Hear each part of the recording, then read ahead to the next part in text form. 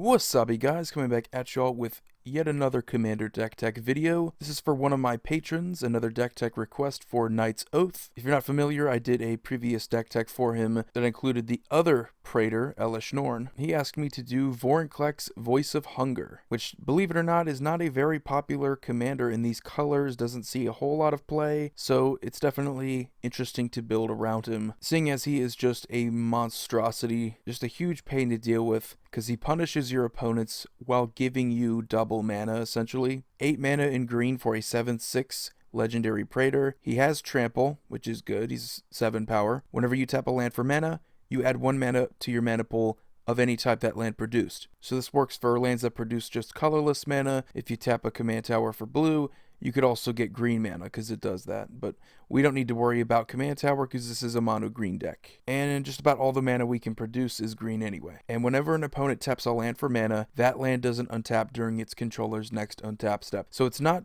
a more oppressive Winter Orb that's going to tap them down or keep them tapped regardless of whether or not they just tapped them. This actually gives your opponents the chance to respond, but once they do tap that mana, even if it is to get rid of Vorinclex, those lands do not untap. So very, very oppressive, especially coming from mono green where we usually don't get this type of oppression. It's usually just, hey everybody, let's just ramp. Hopefully I get more ramp than everybody else. But it's going to be fun. We're going to play around with this. It's just going to be green good stuff for the most part. I'm going to call it mono green stompy because that's basically what it is. It's just mono green good stuff. Big creatures, a lot of good win cons in green, and it's just going to dominate. We shouldn't have any trouble getting up there as far as mana cost goes. So as far as lands go, we play a few good ones. We have Mosswort Bridge. It's always nice if you can get a Craterhoof Behemoth off the top and hide it underneath the Mosswort Bridge, and then you can just pay the cost there. To then play the Exiled card, which shouldn't be at all difficult. 10 power or greater among your creatures is a joke. I mean, it's so easy. Myriad Landscape is also essential for monocolored decks, seeing as you're more than likely just going to need 2 forests, so it's a good card. Nykthos Shrine to Nyx is essential again in just about every single monocolored deck in the format. It's a lot of awesome free mana basically, and you only really have to pay 3 total to get it, because you do have to tap this land down technically, but once you do get it out there, we have a lot of green mana symbols, a lot of devotion to green. It's nothing but good in this deck. Oran Reef, the Vast Wood, is going to get some +1/+1 counters. It's not the best land in green, but if you just need that extra bit of power, it's there, and if you have nothing else to do, if you don't need this extra bit of mana, why the heck not? We do have a Rogue's Passage because we're not always guaranteed to get Trample out there, so if we do need some sort of evasion or some sort of way to guarantee damage, we can then Rogue's Passage something incredible. So that's going to wrap it up as far as the lands go. The rest are just forests and irrelevant lands that have been mentioned 1,000 times before. Now we move on to the artifacts. We only have 4 because this is mono green, and green doesn't really love artifacts as much as other colors might. But we do have some pretty good ones. We have Sol Ring, Lightning Greaves, the Essentials, Lifecrafter's Bestiary, which is one of the best artifacts, one of my favorite cards to come out within the last year, just because it offers green that bit of consistency with an upkeep trigger. Scrying is already underrated, but getting it in green each upkeep, or each one of your upkeeps, that's pretty good. And you also get to pay 1 green mana whenever you cast a creature spell to then draw a card, so more card draw consistency in green is never a bad thing. Getting it on an artifact might seem a little unusual, but it is green nevertheless. Then we do have a Caged Sun. We don't really need to fool around with all the other mana doublers like Extraplanar Lens,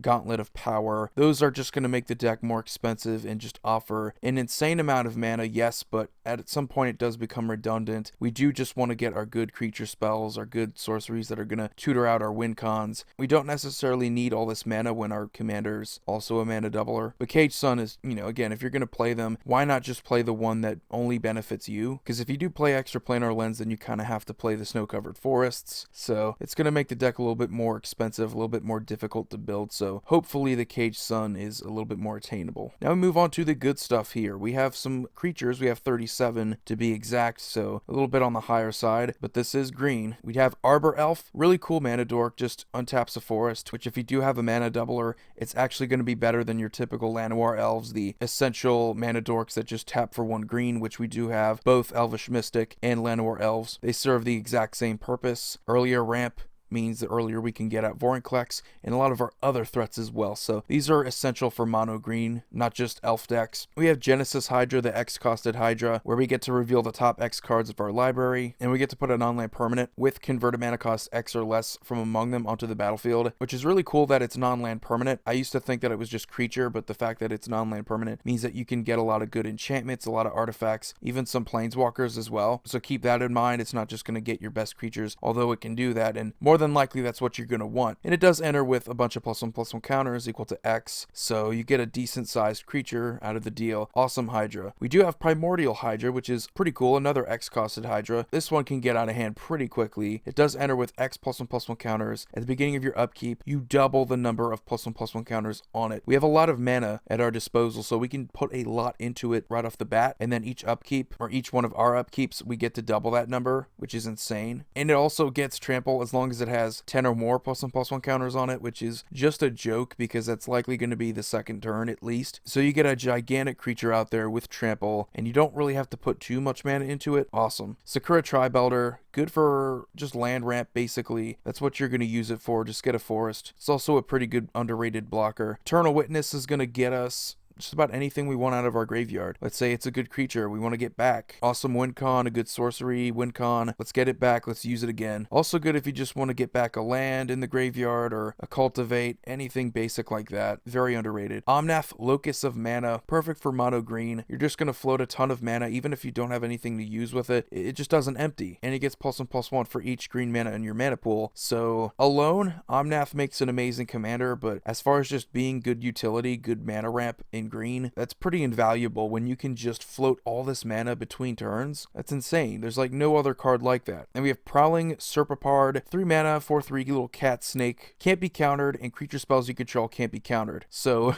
the entire deck, basically what we care about, is going to be uncounterable along with itself. So very good 3-drop, essentially what you want in any creature based deck, but in this deck pretty good. Auto include, I would say. Rexage, creature based removal that you get out of your creature ETB is so essential because green doesn't necessarily have the best instant and sorcery based removal, so you want to get it out of creature ETBs, and Rexage is honestly one of the best you can come across. It's so cheap, and it's going to deal with 2 of the most problematic permanent types in the format, artifacts and enchantments. This deck can usually match up pretty well with our opponent's creatures. We don't usually have to worry about that, so if we can deal with those other permanents, that is ideal. We do play a Tireless Tracker because we do get a lot of land drops. We do have some good land tutors that are going to put stuff into play, and those lands entering the battlefield is going to get us some more clues. It's going to get +1/+1 counters. So clues, if you have a lot of mana, you don't really have a lot to do with it. You can just dump that mana 2 at a time. You're going to get that card draw. It might seem a little bit expensive, but if you have nothing better to do, it's a pretty cheap mana sink if you don't really have anything better to do. So I think it's pretty good.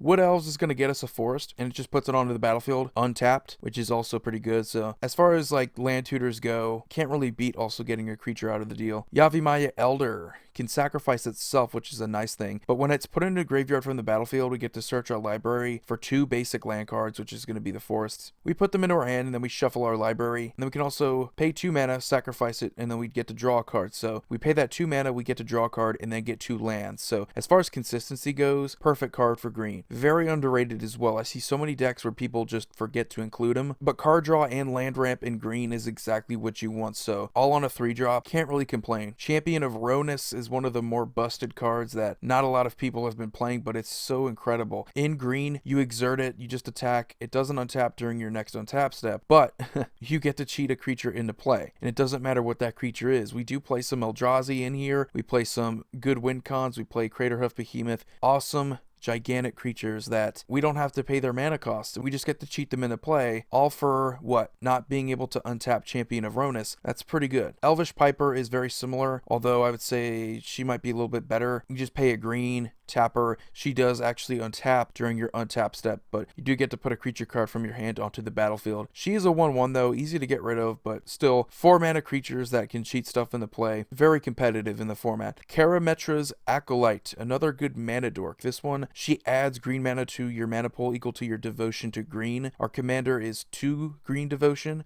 and we do have some cards in here that are multiple different mana symbols and their mana costs, so we have a lot of devotion to green. We have Nylea God of the Hunt, which is going to give all of our creatures trample, which is the most important reason why I would say we have her in here. I wouldn't really care too much about the activated ability, but just an indestructible 6/6, which it isn't that hard to get 5 green devotion and make her a 6/6 indestructible. So at the very least, an indestructible enchantment that's going to make our creatures, tramplers. Pretty good. Oracle of Moldiah is just a good consistency card all around. You're going to focus on your top deck. If it's a land, you want to play it so that the next card that you draw eventually isn't going to be another land, which is exactly what you want in green. And good early game, good mid game, good late game never really seems to be a bad thing to get Oracle of Moldiah out there. Just like Solemn Simulacrum, good value doesn't really matter what deck you put it into. Even in a green deck that already has a ton of ramp, you get another land onto the battlefield tapped, but when it dies you get to draw a card. So again, card draw isn't always the best thing in green. I've said this before multiple times. It's just a matter of consistency of getting them. So why not just scatter some card draw among your creatures and guarantee that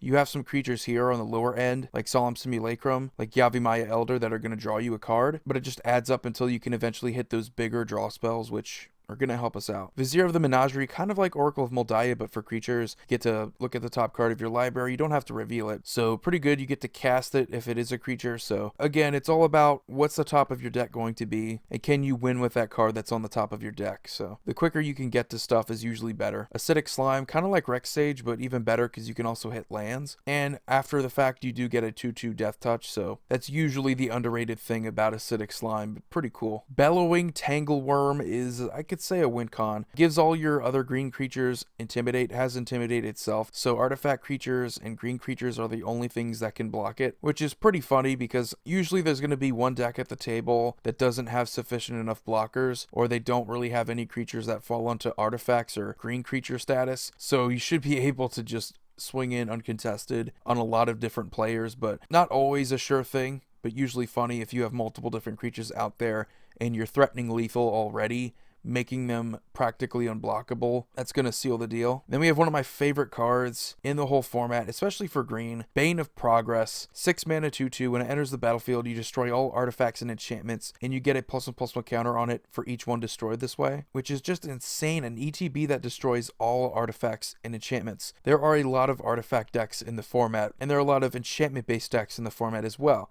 A lot of auras, a lot of Voltron decks. You can take out someone's entire strategy just by playing this card, having it enter the battlefield. That is just ridiculous. It is one of those better cards. Again, if you get removal in green, it's usually going to have to be on creature ETBs to get the most out of your deck, and especially in order to compete with other decks in the format. Soul of the Harvest is awesome card draw. A 6/6 trampler on its own, so it's going to put in some work there. But whenever another non-token creature enters the battlefield under our control, we then get to draw a card. So since this deck is primarily creatures, we shouldn't really have a problem with drawing more and more cards. Not the most efficient card draw, but if you have enough creatures in your hand to make use of it, it's usually a pretty good thing. We do have Vigor, which is awesome. One of those cards that you wouldn't believe is actually incredibly threatening. If you swing out with all of your other creatures, your opponents have to be careful if they block, because if they deal any damage to it, that damage is prevented, and that creature then gets that many +1/+1 counters, which is insane with something like a Blasphemous Act in the format. If people are unaware of what that card is going to do with Vigor on the field, holy cow, you're talking about a ton of power and toughness you just acquired for all of your other creatures. Now, the obvious bad thing is that Vigor itself doesn't get that advantage, but who really cares? When you're threatening lethal already and you have something like this on the board, you're swinging with all of your other creatures, that is a tough time for your opponents to try to get out of that situation. Awesome card. Avenger of Zendikar, usually what we depend on if we're going to go and tooth and nail something out, it's likely going to be Avenger of Zendikar and Craterhoof Behemoth. That way we can get more power and toughness on the board for each creature we control, and Avenger of Zendikar is usually going to give us a bunch of tokens, including itself, so it's not unrealistic to get 10 more power and toughness off the Craterhoof Behemoth, so that's usually pretty good. Regal Force, 7 mana, but when it enters the battlefield, you draw a card for each green creature you control, which is fantastic. Again, in green, we have a lot of these cards that draw us cards for each green creature we control, or just each creature we control in general, and that's usually pretty strong, but it is pretty expensive to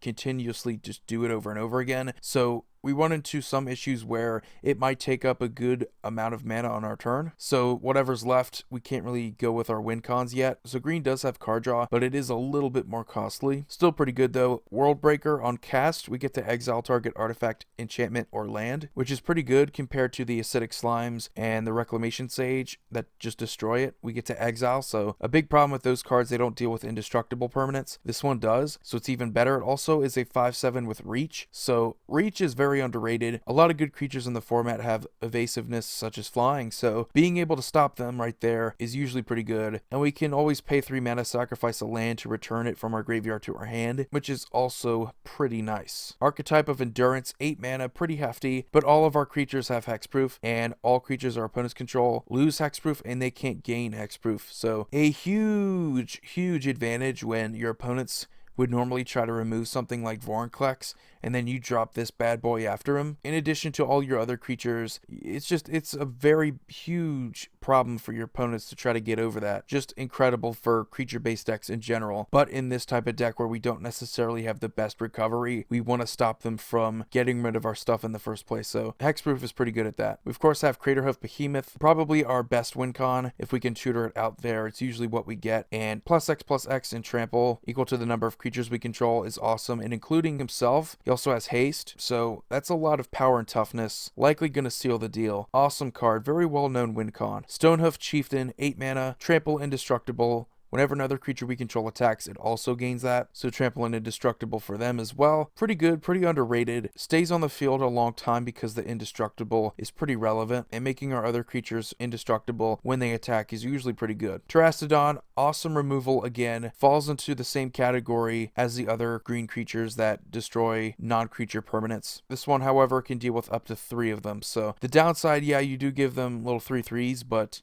who really cares? Your creatures are much bigger. So just one of the better creatures in the format. If you can get multiple uses out of a Terastodon in a game, you should likely win the game. Pretty good card. Woodfall Primus, again, another good creature-based removal card. So when it enters the battlefield, you destroy non-creature permanent. It has persist, so if it does happen to die, it comes back, and you get another use out of that, which is very cool later in the game when your opponents try to board wipe or anything like that, and they don't realize what persist does.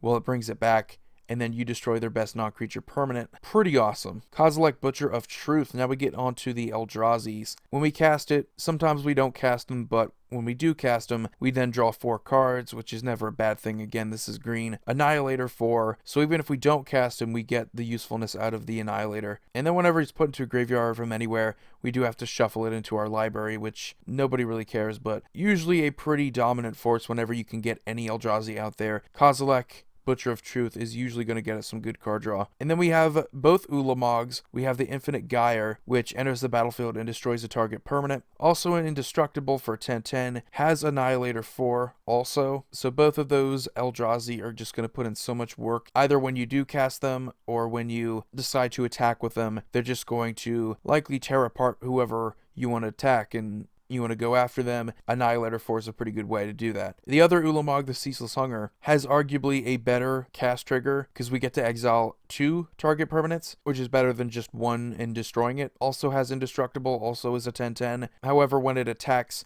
defending player exiles the top 20 cards of their library, which can be interpreted as worse than Annihilator 4, and it usually is, because getting rid of their actual lands and resources like that, which usually that's what Annihilator ends up doing, is basically a nail in the coffin compared to just the top 20. Because you have to imagine, I mean, this is Commander, 100 card decks, 20 cards isn't necessarily going to seal the deal. Even if you do have a 10/10 indestructible swinging at them, easier to chump block, not necessarily something I'm going to brag about compared to the other 2 Eldrazi, but still pretty good. World Spine Worm is gigantic. We do have a ton of mana at our disposal, so it's not unrealistic to get to 11. Once we do, we get a 15/15 with trample, and when it does die, we get 3 5/5 green worm tokens. And it's kind of the same thing as the Eldrazi. Whenever it dies or put into the graveyard, it shuffles into its owner's library, so gonna get over a ton of creatures. Very difficult to deal with as far as combat goes. And as far as our Planeswalkers go, we just have one. We have Garruk Primal Hunter. The plus is average. It's just gonna get us a 3/3. The minus, though, is where it's at. We get to draw cards equal to the greatest power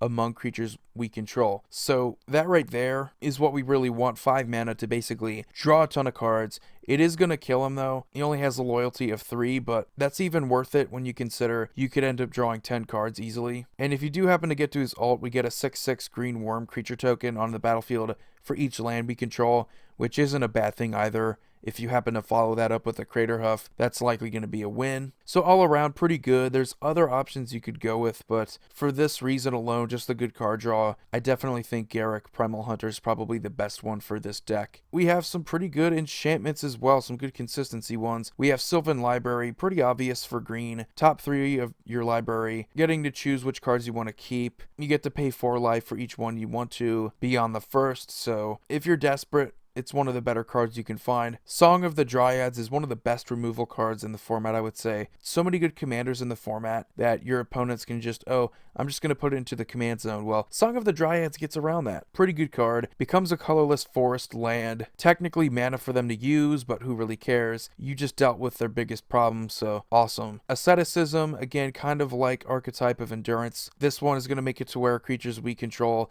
can't be the target of spells or abilities your opponents control. So essentially hexproof, and also even better because we can regenerate a target creature. So another good reason to play green. You have a lot of good protection cards as well. Zendikar Resurgent, another good mana doubler, kind of like Soul of the Harvest. Whenever we cast a creature spell, we get to draw a card. So it's good mana doubling, and it's also going to get us some good card draw, pretty good consistency. Sandworm Convergence is hilarious because our opponent's flying creatures can attack us or planeswalkers we control. So they have to deal with us on the ground, and they're not going to win that battle. So it's a pretty effective card as far as that goes. And also at the beginning of our end step, we get to create a 5/5 green worm creature token, which is just more power and toughness each one of our end steps. So that's going to get out of hand. Now we move on to our sorceries. We have a lot of good ones. We have Green Sun Zenith, going to search up our Craterhoof Behemoth. Likely that's what we're going to get at. It's only green creatures, so we can't really tutor up our Eldrazi's, but one of the better tutors in green. Cultivate and Kodama's Reach are going to get us 2 lands, one into our hand and the other onto the battlefield tapped. So it's good ramp, and it's going to guarantee us our next land drop. Eldritch Evolution is awesome.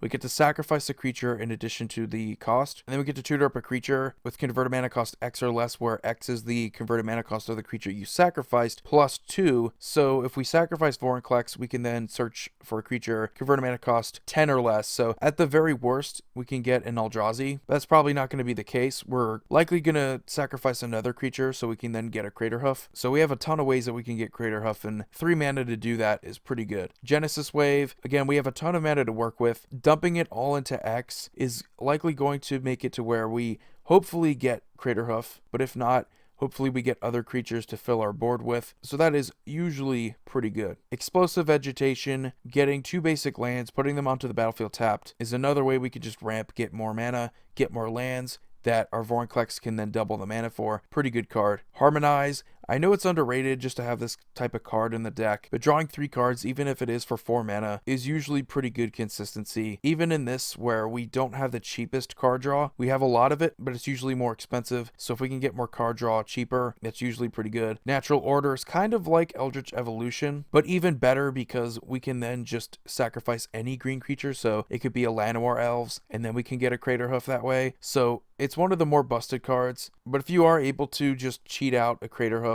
that's usually going to win you the game, and we have a lot of these cheap, efficient ways to just tutor that stuff out. Amazing card. Skyshroud Claim is sort of like Explosive Vegetation, but even better because those 2 forests come into play untapped, so we don't completely just take away our mana for the turn. Overwhelming Stampede is another good overrun effect. If we can't rely on our Craterhoof Behemoth, we have a way to pump our creatures up with X being the greatest power among creatures we control. They also gain trample, so likely that's going to seal the deal. Shamanic Revelation is kind of like what I was talking about before. A lot of good card draw in green, but it's a little bit more expensive. We draw a card for each creature we control, and we gain 4 life for each creature with power 4 or greater that we control. So it's going to get you some life and card draw at the same time. It's usually pretty good in Commander when you can stay in the game game longer. Card draw and life gain is going to help us do that. Rishkar's Expertise is one of my favorite commander cards now in green. You draw cards equal to the greatest power among creatures you control, which a lot of times is going to be a lot, and we get to cast a card with convert a mana cost 5 or less from our hand without paying its mana cost. So 6 mana to basically do 2 different things, which are probably going to be pretty good. We have a lot of good cards, CMC 5 or less in the deck. Usually we can draw into them, but this is just a card that is so ridiculous that I don't think people realize how busted it is. You're drawing a ton of cards and then you get to play a card for free. That's insane. And we of course do have Tooth and Nail, because hey, what's better than getting Avenger of Zendikar and Craterhoof Behemoth out there and likely just swinging for the win? Not really much else. Pretty good that you can get another creature out there, and it doesn't even have to be from your deck. If you have both creatures you want in your hand, all you really have to do is just Tooth and Nail and put those 2 creatures onto the battlefield. You don't always have to entwine it. I think people sometimes get so used to entwining it that they forget it is a lot more simple than that. So pretty good card. And to wrap up the deck tech, we have 3 instants: Beast Within, Chord of Calling, and Krosan Grip. Chord of Calling is yet again another amazing tutor. The fact that it's instant speed means that you can basically follow up on your turn with all the mana you want to work with, and both Beast Within and Krosan Grip are going to offer you awesome non-creature removal. So anyway, that's going to do it for this Vorinclex Commander deck tech. Let me know what you guys think about it. Thanks again to Knight's Oath for suggesting this commander. Really cool. Didn't really think the deck would be that powerful, but you realize like with all this ramp and all these good creature options, it can be quite oppressive. It can be quite effective as well. So anyway, you guys have a wonderful day. Void here signing off.